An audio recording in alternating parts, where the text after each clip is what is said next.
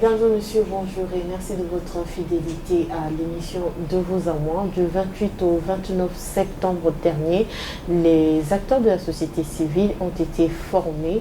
C'était un séminaire de renforcement des capacités, plus précisément destiné aux acteurs de la société civile qui travaillent dans le secteur des droits de l'homme. Pour parler de la nécessité de cette formation, nous recevons sur ce plateau le secrétaire permanent du Conseil consultatif de la société civile et des ONG, Monsieur Cephas Germain Ewani. Bonjour Monsieur le secrétaire permanent. Oui, bonjour Rebecca. Merci d'avoir répondu à notre invitation. Oui. Alors, ce n'était pas une première formation à l'endroit de la société civile, des acteurs de la société civile, mais pourquoi vous avez choisi cette date et pourquoi vous avez choisi le secteur des droits de l'homme? Bon, merci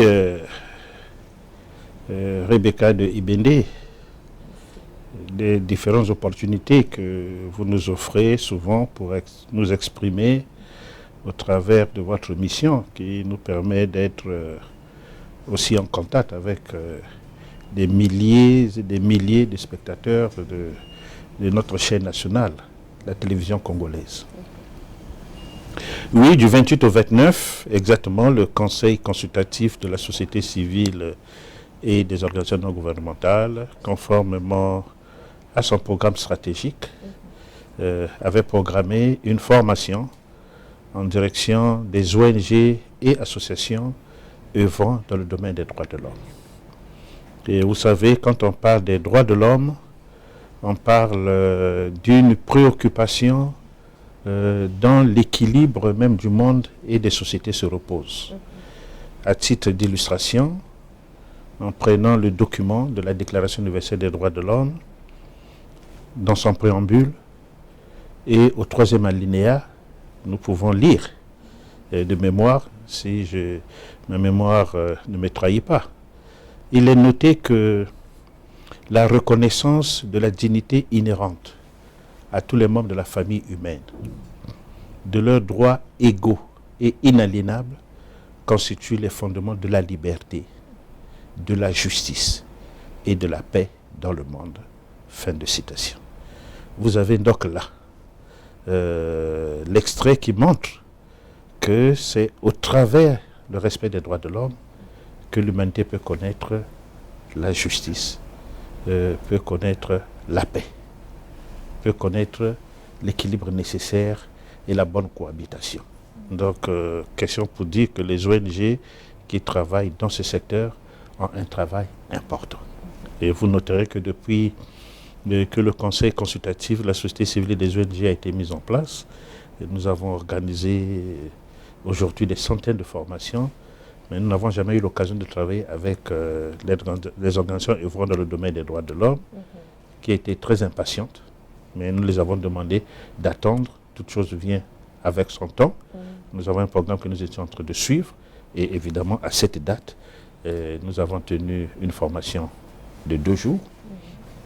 Je tiens au passage à saluer et à remercier les cadres de très haut niveau qui ont répondu favorablement à notre sollicitation et se sont prêtés à l'exercice. Je parlerai de M. Dinar Moubanga, ancien procureur de la République, ancien directeur de cabinet du garde des Sceaux, ministre d'État, ministre de la Justice et des Droits humains, et actuellement vice-président de la Cour suprême. Et vous avez vu comment il s'est donné le temps de partager tout ce qu'il a comme expérience avec les différentes organisations de la société civile œuvrant dans le domaine des droits de l'homme. Je vais saluer Mme Jocelyne Milandou, présidente de l'Association des femmes juristes du Congo, vice-présidente de la Cour des comptes et des disciplines budgétaires, et qui dans son parcours a été procureur de la République, a été procureur général, donc elle est notée d'une très grande expérience. Elle également s'est livrée à l'expérience. Je ne prends là à titre d'illustration que les deux, sinon je peux compléter par maître Thomas Njolani, ancien bâtonnier et aussi éminent acteur de la société civile. Il s'est prêté également à l'exercice. Et tout compte fait, c'est avec un sentiment de satisfaction que nous avons reçu le rapport sur la tenue de cette activité. Et nous avons encore même des interpellations, des invitations pour des ONG travaillant dans le même secteur, qui sont basées à Dolisie, qui sont basées à Pointe-Noire, et qui ont dit mais pourquoi Brazzaville et à quand notre tour? Et nous avons rassuré que petit à petit, nous y arriverons. Tout est question aussi des moyens financiers, tout est question aussi de la logistique, mais la mission fondamentale du Conseil consultatif de la société civile et des organisations non gouvernementales est de créer les conditions optimales permettant aux ONG, aux associations d'avoir davantage la maîtrise de leur sujet de prédilection et d'agir en conséquence et avec beaucoup de professionnalisme. Donc nous mettrons tous nos efforts à contribution pour que nous nous mettions à la hauteur de la tâche. Pourquoi cette formation? Aviez-vous posé la question? Non, il faut dire, Rebecca de Ibende, qu'il est d'une autorité publique, que dans tous les domaines de la vie sociale, que ce soit au niveau des États, que ce soit au niveau des entreprises, on peut descendre aussi au niveau des organisations de la société civile. La ressource fondamentale, c'est l'homme. Si vous avez des hommes qui comprennent bien leur mission, qui sont engagés à le faire, qui ont la motivation nécessaire, quelles qu'en soient les montagnes, ils seront capables de les soulever, tout au moins de les déplacer. Donc pour les organisations de la société civile, dont le rôle est déterminant dans le cadre de l'accompagnement des pouvoirs publics, dans la mise en œuvre des politiques publiques de développement, oui, nous devons conjuguer tous les efforts pour que nous ayons des acteurs aguerris. Nécessité de multiplier ces formations, et là c'est un domaine, mais également, vous savez que tous les autres secteurs nous intéressent, que ce soit les ONG œuvrant dans le domaine de la santé, que ce soit des ONG œuvrant dans le domaine de l'environnement, que ce soit des ONG œuvrant dans les domaines agro-pastoraux. En tout cas, aucun secteur n'est censé être mis à côté, puisque tout concourt à la bonne marche de notre pays. Voilà. Parfois, certains observateurs sont surpris par les acteurs de l'homme lorsqu'ils interviennent dans une procédure pénale. On se pose bien la question de savoir quel est le rôle d'un acteur de la société civile dans une procédure pénale. Oui, vous noterez que au cours de cette formation de 2 jours, un des thèmes développés par l'éminent avocat Thomas Njolani a porté sur les procédures judiciaires.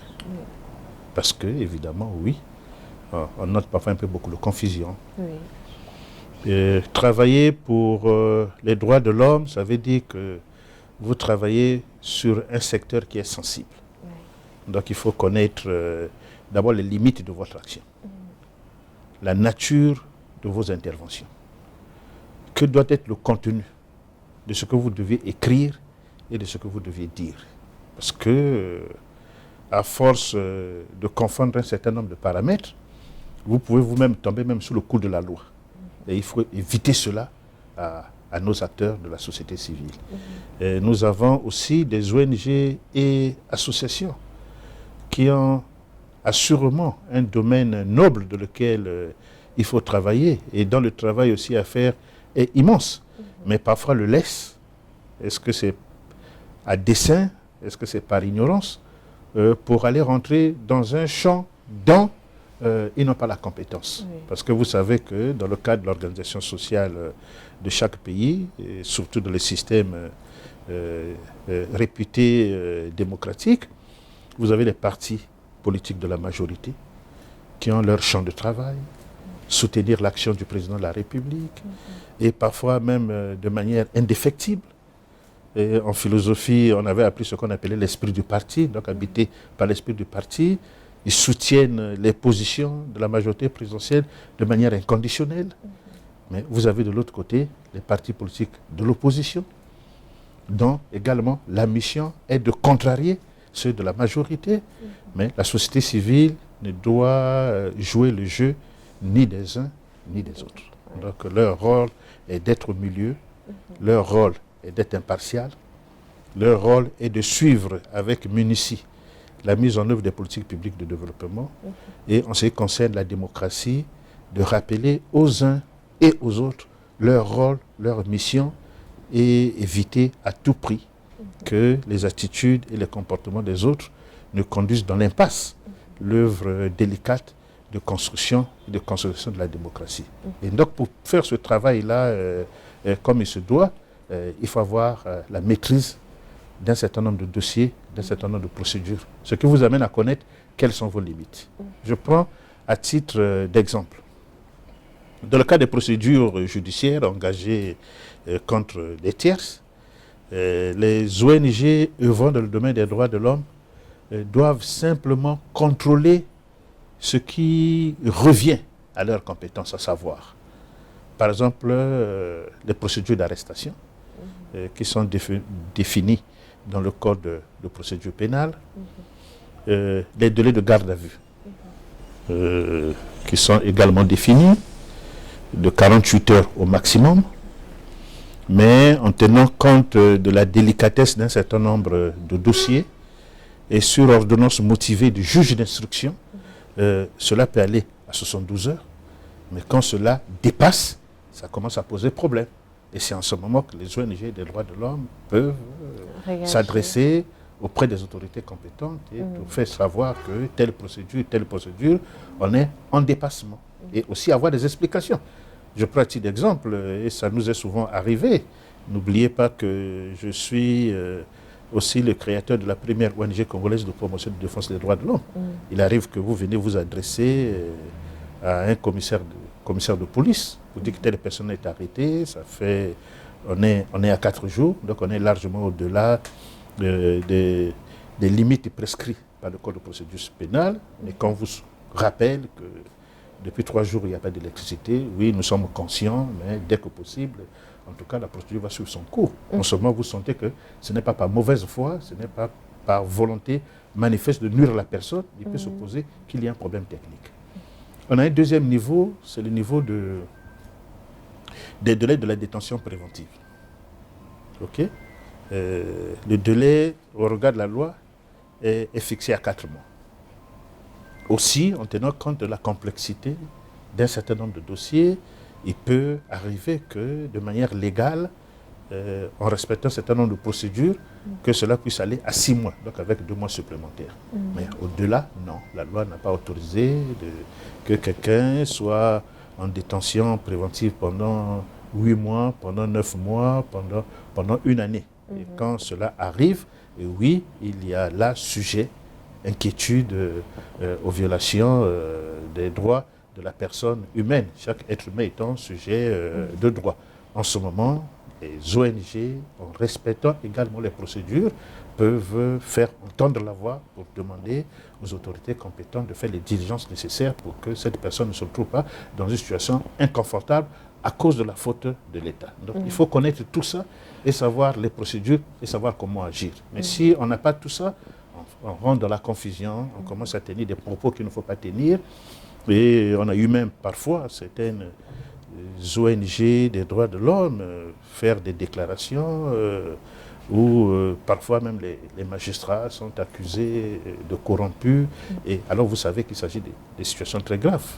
Et une procédure peut être ouverte encore contre vous et puis vous pouvez aussi, comme tous les autres citoyens, subir les effets de la loi. En ce moment, on dirait que non, le pays ne permet pas aux ONG des droits de l'homme de travailler. Comment on peut arrêter un défenseur des droits de l'homme? Mais un défenseur des droits de l'homme est aussi d'abord et avant tout un citoyen comme les autres. Donc il n'est ni au-dessus, ni en dessous des lois, est aussi sujet des droits et des devoirs. Donc cette formation, rassurez-vous, a permis à tous ceux qui étaient participants de sortir de là satisfaits de toutes les connaissances apprises, et nous avons l'assurance que chacun fera l'effort nécessaire de mettre cela en application et aussi de relayer les informations reçues au niveau de leurs membres, mais nous ne manquerons pas naturellement de multiplier ce genre d'initiatives. D'accord. Les acteurs de la société civile formés lors de ce séminaire de formation ont été également édifiés sur le management. À quel moment le management, la vie entrepreneuriale intervient dans la vie associative?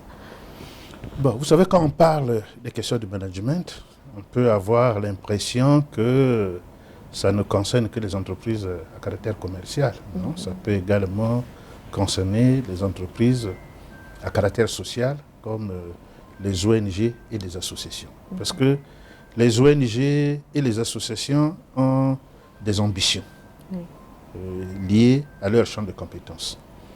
Ces ambitions nécessitent, pour les atteindre, d'élaborer des projets, d'élaborer des plans d'action, des plans stratégiques. Encore, ça ne s'arrête pas là. Il faut vendre ces projets pour que les organismes de financement qui peuvent faire partir soit du côté étatique, c'est possible, du côté des organismes de coopération bilatérale, oui, comme les différentes ambassades. On a l'ambassade de France, on a l'ambassade des États-Unis, on a l'ambassade de Belgique, on a l'ambassade de la Suède, on a l'ambassade du Canada, et ce n'est qu'à titre indicatif que je cite. Et ça, c'est dans le cadre des organismes de coopération bilatérale qui peuvent vous financer. Mais après, on a aussi des organismes de la coopération multilatérale. Et là, vous avez, comme des agences du système des Nations Unies, vous avez des organismes comme l'OIF, vous avez comme l'OCDE qui peuvent également vous financer. Mais allez convaincre ces organismes que vous avez des projets viables, vous avez des projets sérieux qui peuvent atteindre des objectifs utiles pour la bonne marche de notre pays, pour élever la capacité de notre pays à être à la hauteur de ses engagements, tant nationaux qu'internationaux en matière des droits de l'homme, qui intéressent au premier chef la communauté internationale. Oui, les questions du management, en ce moment, ça rentre. Et n'oubliez pas que les ONG, c'est un regroupement des personnes. Et là où il y a des personnes, il faut aussi des capacités managériales. Comment gérer les collaborateurs, comment gérer les intervenants directs et indirects, comment entretenir les bons rapports avec vos partenaires, comment entretenir également des bons rapports avec les institutions publiques. Donc, vous comprenez là que les questions managériales sont à l'heure du jour. Donc, les ONG ne doivent pas être dispensées de cela. Et nous avons inclus cette dimension, entre autres, dans la formation que nous avons organisée les 28 et le 29 septembre dernier. D'accord. Vous avez également inclus la Convention de la protection des peuples vulnérables édifiée par Madame Jocelyne Milandou.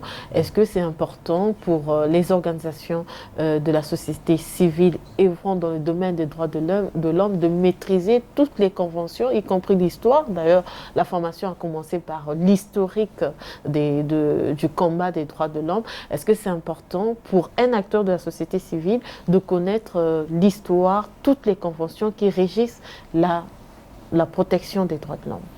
Oui, quand le souci ici est que les ONG des droits de l'homme travaillent dans des règles empreintes du professionnalisme, mais quand on parle déjà de la profession, on parle de la somme des connaissances à maîtriser.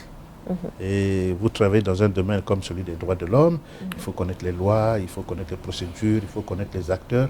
Le professionnalisme, c'est tout ça. Donc voilà pourquoi, dans cette formation, M. Dinar Mbanga a présenté une communication faisant l'historique des questions des droits de l'homme de 1945 à nos jours. En tout cas, vous savez que dans ce parcours, beaucoup de choses se sont passées et tout ça a pu être mise à la disposition des acteurs de la société civile pour vraiment éclairer leur intelligence et puis les aider à être beaucoup prudents et aguerris dans les différentes activités qu'ils vont mettre dans la pratique.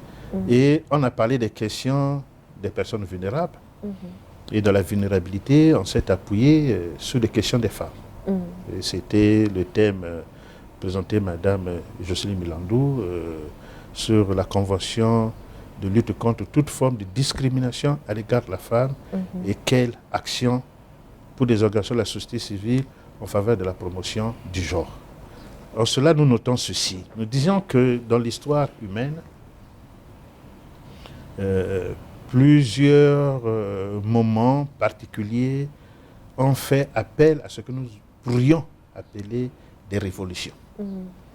On parlerait de la révolution industrielle que nous avons tous étudiée à l'école, en Angleterre, avec toute la répercussion sur l'industrialisation qui s'en est suivie. On peut parler de la révolution française, avec toutes ses dimensions politiques. On peut parler de la révolution intellectuelle, avec toutes les avancées modernes que nous connaissions aujourd'hui, mais avec la fin du XXe siècle et en ce début du XXIe siècle, nous pouvons aussi parler, sans en abuser des mots, de la révolution anthropologique. En ce sens qu'aujourd'hui, la conscience humaine dans l'ensemble est appelée à changer radicalement la façon de voir en ce qui concerne les rapports entre l'homme et la femme.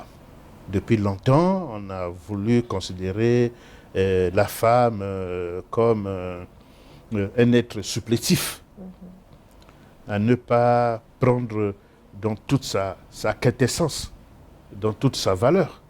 Et cela n'était qu'à tort. À tort pourquoi? Parce que si je vous parle par exemple d'une étude qui a été menée par M. Huxen, un Américain, l'étude a été conduite pendant pratiquement 9 ans. L'étude a donné la conclusion selon laquelle tous les êtres humains naissent avec le même potentiel cérébral. Tous. Donc, hommes, femmes, noirs, blancs, jaunes, population autochtone, etc., etc. Nous naissons tous avec le même potentiel cérébral. Si les différences vont commencer à exister, c'est après la naissance, en tenant compte du milieu de votre existence, en tenant compte de votre environnement, en tenant compte du système éducatif, etc., etc. Là, les différences. On est tous avec le même potentiel cérébral. Ce qui fait que nous nous souvenons tous que sur le banc de l'école, de plus souvent, les meilleures notes revenaient aux femmes. Voilà. Donc, dans bien des domaines, aujourd'hui, vous avez des femmes commandant de bord de Boeing 747, etc., etc. Donc, qu'est-ce qui peut justifier la marginalisation des femmes au plan scientifique, au plan technique? C'est vrai qu'il y a une différenciation entre l'homme et la femme au plan biologique, mais il y a bien d'autres domaines qui n'ont pas besoin de ces différences.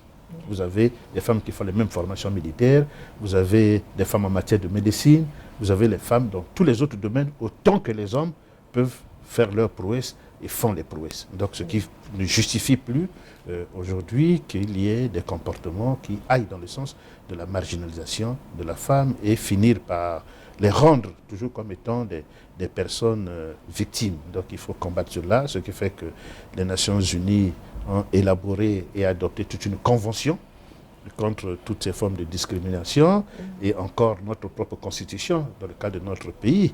Et c'est là, il faut saluer l'engagement du président de la République, son Excellence Denis Sassou Nguesso, parce qu'il n'est pas innocent à ce que dans notre constitution, qu'il soit consacré le principe de la parité.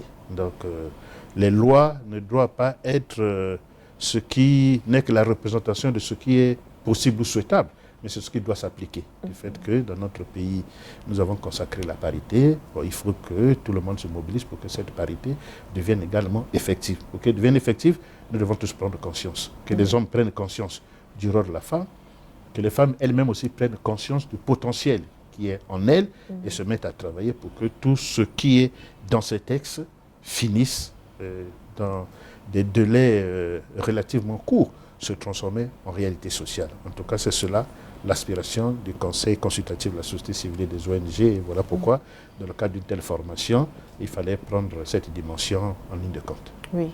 Vous travaillez avec les associations, les ONG. Est-ce que beaucoup de femmes s'engagent dans le domaine de la lutte ou de la protection des droits de l'homme au Congo?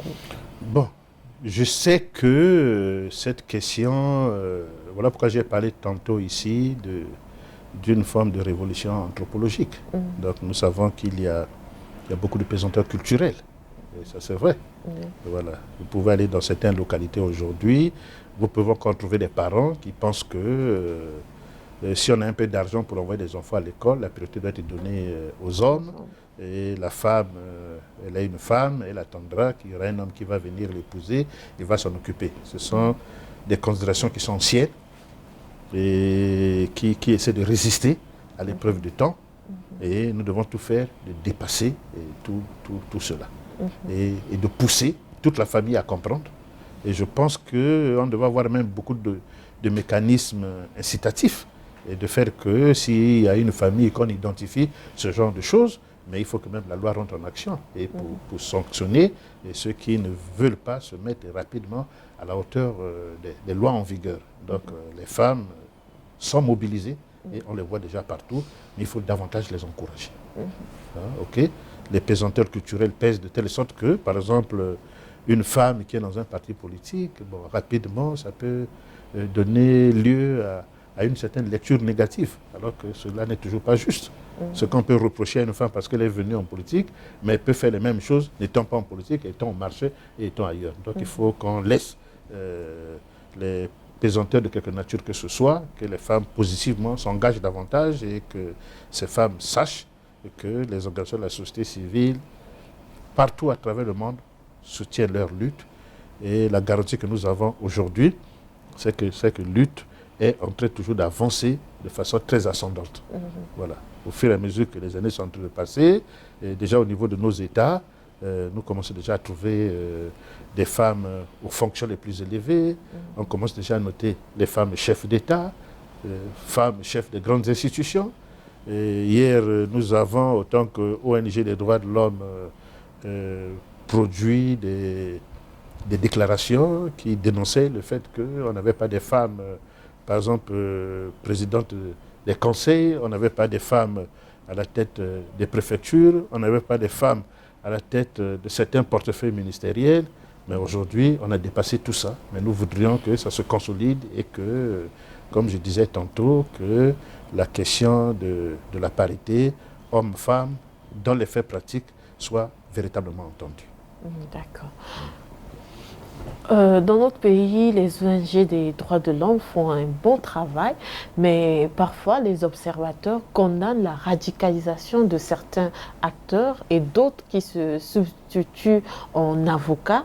Est-ce que des formations, parce qu'aujourd'hui notre pays s'est doté d'un conseil consultatif de la société civile, encore plus loin d'une maison de la société civile, et aujourd'hui le conseil consultatif de la société civile s'arrange à former les cadres œuvrant dans le domaine, dans la vie associative ou dans les ONG, on les forme gratuitement. Est-ce que cette formation qui est certifiée doit être plus qu'une option, doit être à caractère obligatoire pour les acteurs de la société civile? Non, ce que vous dites, c'est fondamental. Vous savez que quand on n'est pas formé, les conséquences ne peuvent qu'être regrettables. Et dans tous les secteurs de la vie sociale. J'ai été à la tête à l'époque, il y a 2-3 ans de cela, d'une délégation en Chine.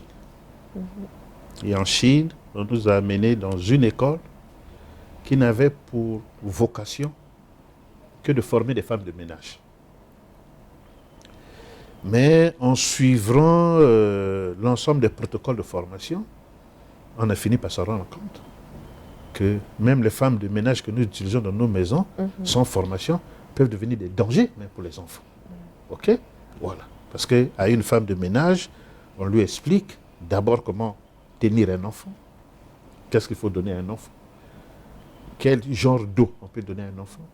Quelles sont les précautions pour donner l'alimentation à un enfant? Comment essuyer le visage d'un enfant? Comment nettoyer un enfant? Comment tenir les torchons? Comment ne pas les tenir? Etc. Quel produit doit rentrer à la maison? Quel produit ne doit pas rentrer à la maison? Quel est le produit qui peut être toxique? Quel est le produit qui ne peut être toxique? Mais vous avez d'autres personnes qui vont dire, mais une simple femme de ménage, on va la former sur quoi? Il faut former. Aujourd'hui, en Europe, même des personnes qui se sont données pour travail de s'en occuper des personnes de 3e âge, il y a une nécessité d'être formé. Donc, dans tous les secteurs de la vie, il faut la formation. Même l'agriculture, même l'élevage, il faut se faire former. Et encore, quand on parle des ONG et associations, dont les actions sont complémentaires aux actions des pouvoirs publics. Donc ce sont des actions délicates. Il faut connaître ce qu'il faut faire. Parce que le constat que nous faisons sur le terrain, c'est quoi? Je vous donne une certaine illustration.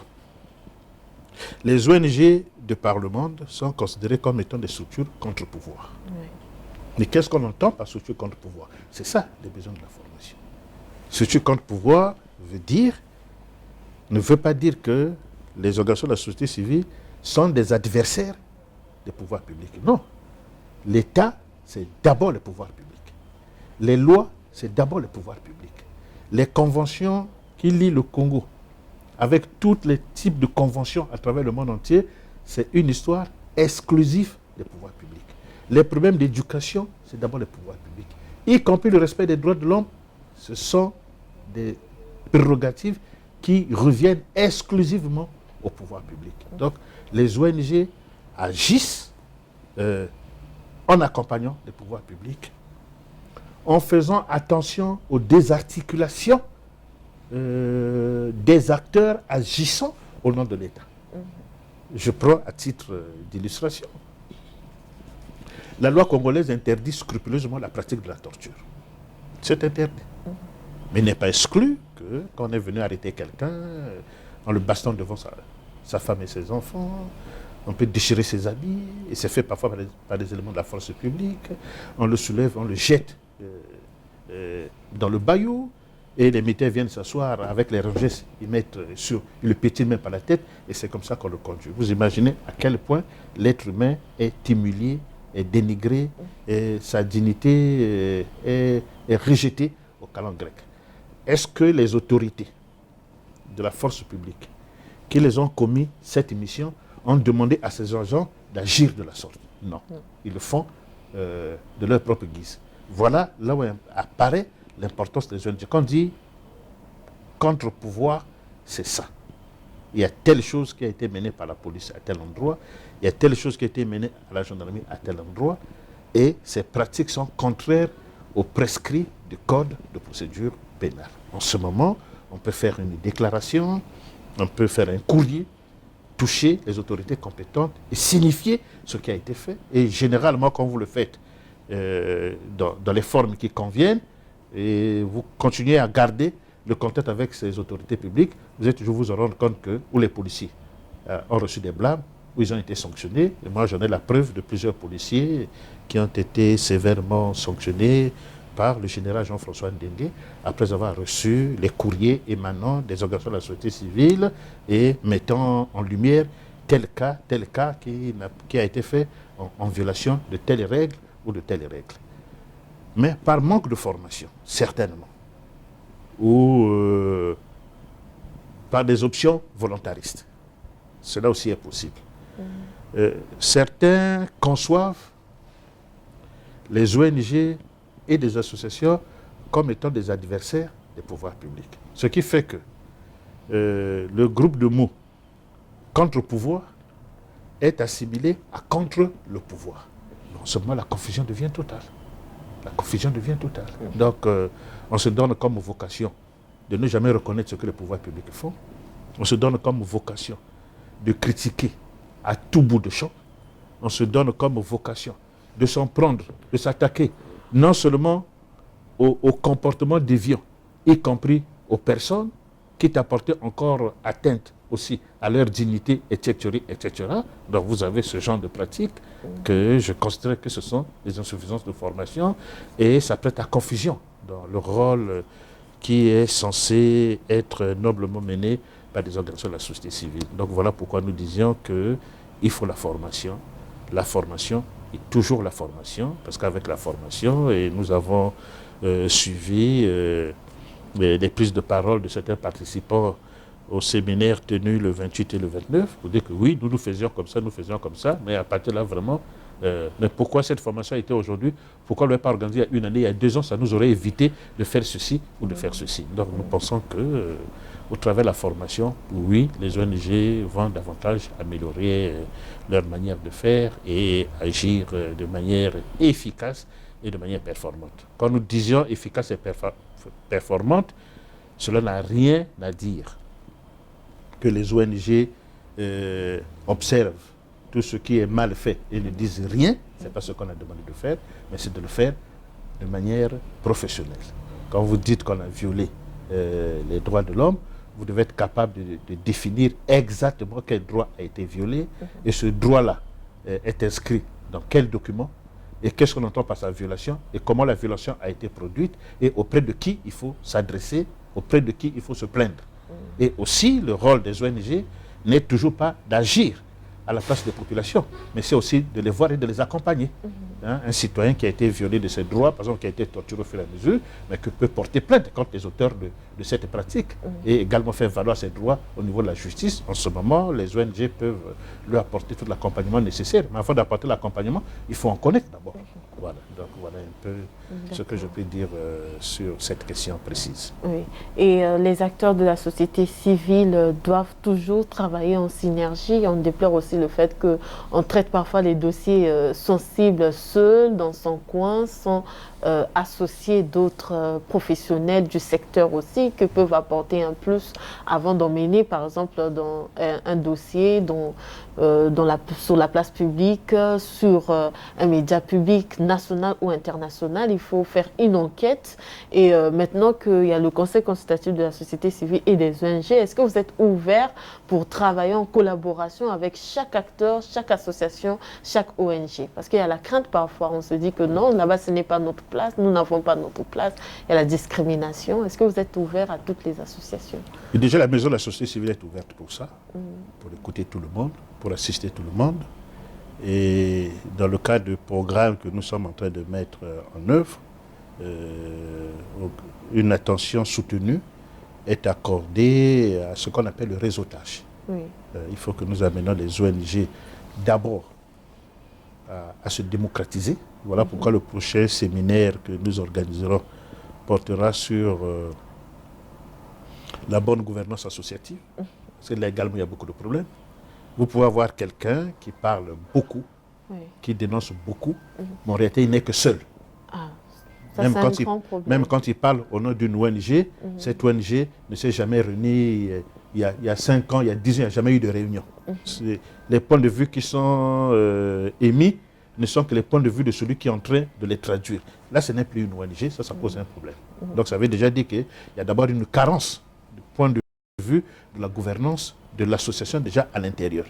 Mais quand les ONG ont atteint un seuil important du point de vue de la gouvernance intérieure, il est aussi important que toutes les ONG qui travaillent dans le même secteur aient des connexions, d'échanges d'informations et d'expériences, ce qui permet parfois non seulement à la fois de renforcer vos propres actions, mais aussi d'éviter quelques écueils, d'éviter quelques faiblesses. Ça finit par vous rendre aussi fort, aussi crédible devant les pouvoirs publics. Imaginons un seul instant qu'il y a un commissaire de police qui est confronté à un problème d'atteinte aux droits humains. Si c'est une plateforme des associations qui s'est réunie et qui, ensemble, ont élaboré un document, tous ont apposé leur signature et ils viennent ensemble pour échanger avec lui, ça donne un autre effet que s'il y a 10 ou 15 personnes qui viennent de façon isolée, et finalement on peut recevoir un et ne pas recevoir les autres, et encore qu'on ne consacrera pas tout le temps à recevoir individuellement les gens qui viennent. Donc la nécessité de la conjugaison des efforts est une donne aussi importante, allant dans le sens d'accroître l'efficacité des ONG et associations, et nous regrettons sérieusement pour le fait d'être aussi un acteur de la société civile depuis des années, c'est que cette tendance est très faible. Les ONG veulent chacune travailler de façon isolée, et encore à l'intérieur des ONG, la cohésion entre les membres, en tout cas, n'est pas aussi une vertu. Donc c'est aussi difficile même à ce niveau. Donc nous avons encore des efforts à faire pour créer et promouvoir cette culture associative. Quand ça va être avancé, oui, nous commencerons à avoir des associations qui soient beaucoup solides et qui ne soient pas que le reflet d'une personne. Que les points de vue qui sont dégagés, nous pensons que dans une ONG, il doit y avoir des juristes bien formés. Dans une ONG, il doit y avoir des sociologues. Dans une ONG, il doit y avoir des littéraires, etc. C'est quand tout le monde comme ça se met ensemble pour faire un travail, généralement finit par sortir un travail de qualité. Et c'est ce que nous essayons de demander aux uns aux autres et aussi de les accompagner par plusieurs types de formations pour qu'on comprenne cette nécessité et qu'on arrive à mieux s'organiser. D'accord. Nous sommes à la fin de cette émission. Est-ce que vous avez un mot, une phrase que vous avez voulu dire, adresser à nos téléspectateurs, mais que vous n'avez pas trouvé l'occasion, l'opportunité de dire? Le mot à dire, puisque nous parlons ici des organisations de la société civile, c'est d'abord de souligner que les organisations de la société civile ont un rôle important, ont un rôle crucial, ont un rôle déterminant, quel qu'en soit le secteur de la vie sociale.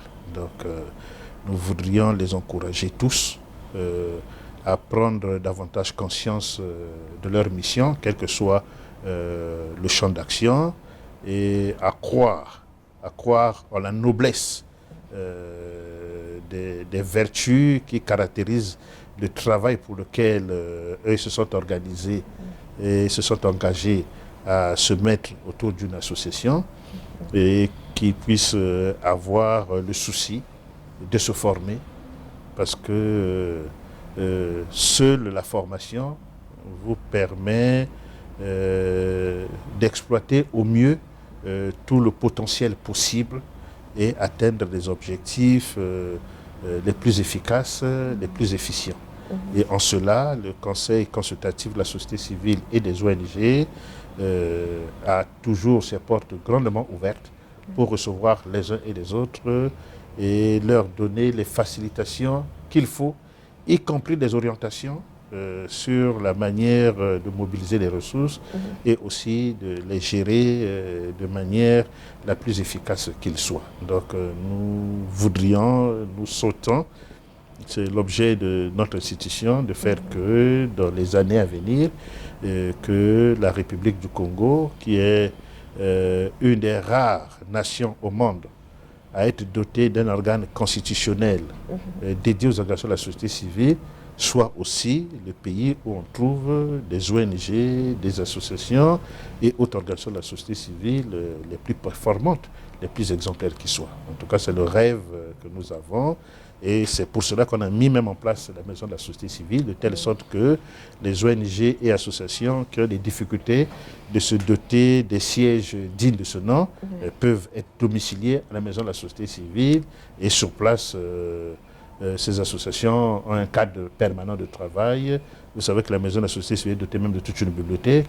Et très bientôt, nous sommes en train de renforcer le nombre des ordinateurs, de telle sorte que les uns des autres peuvent venir, rentrer, faire leur connexion, avoir toute la documentation nécessaire et améliorer dans la mesure du possible leurs compétences et être davantage utiles dans l'accompagnement des pouvoirs publics et aider le pays, contribuer aux efforts nationaux dans le relèvement des défis auxquels notre pays est confronté et tel que n'a cessé également d'interpeller la conscience nationale à cet effet, son Excellence, Monsieur le Président de la République, Denis Sassou Nguesso. D'accord. Nous sommes à Brazzaville, mais le Congo a 12 départements. Il y a d'autres associations qui sont dans les localités, qui sont intéressées aussi par le Conseil consultatif de la société civile et des ONG. Est-ce qu'ils peuvent s'adresser à vous par un courrier ou venir directement ici? Ils peuvent aussi avoir un sentiment d'appartenance? Non, nous sommes conscients de ça.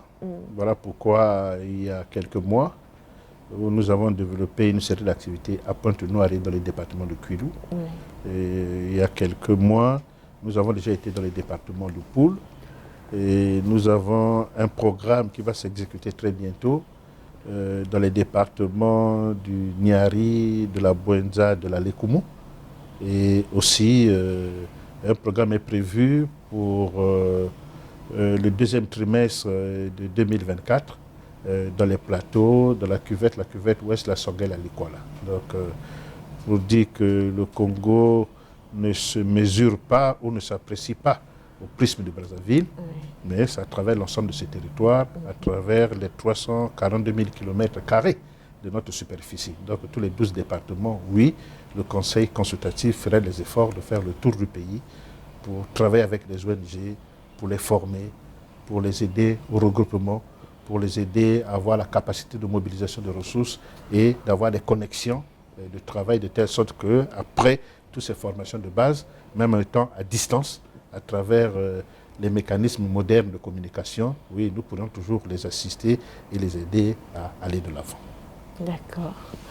Monsieur le secrétaire permanent, merci d'avoir répondu à notre invitation. Merci beaucoup aussi. Mesdames et messieurs, c'est la fin de cette émission. Merci de votre aimable attention. Nous vous retrouvons la semaine prochaine à la même heure, toujours sur la télévision nationale congolaise et sur la plateforme YouTube, Facebook et Instagram. Merci, au revoir.